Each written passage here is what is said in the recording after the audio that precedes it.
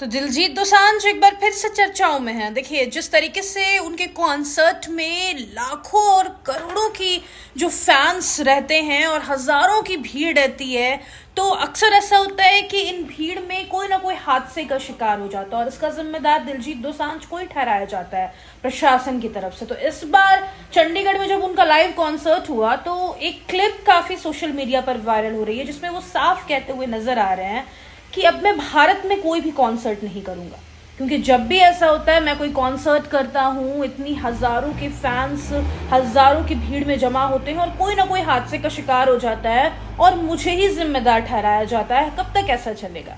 वो उन्होंने साफ कहा कि मैं भारत में तब तक कॉन्सर्ट नहीं करूंगा जब तक यहाँ का इंफ्रास्ट्रक्चर को ठीक ना कर दिया जाए। देखिए, अक्सर ऐसा होता है कि दिलजीत दोसांझ जब भी कोई कॉन्सर्ट करते हैं तो हम देखते हैं कि उनके जो फैंस होते हैं वो लाखों हजारों की भीड़ में पहुंचते। तो ऐसे में उन्होंने अब साफ तौर पर कह दिया है कि अब मैं तब तक कोई भी शो नहीं करूंगा भारत में जब तक यहाँ का इंफ्रास्ट्रक्चर ठीक ना हो। अभी चंडीगढ़ में जो उनका लाइव कॉन्सर्ट हुआ उसमें खुले में ठेके से लोग शराब खरीद रहे थे और पी रहे थे।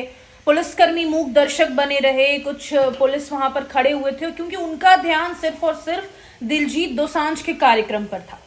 तो ऐसे में सवाल उठता है कि अगर वहां पर कोई हादसा हो जाता तो फिर कौन जिम्मेदार होता?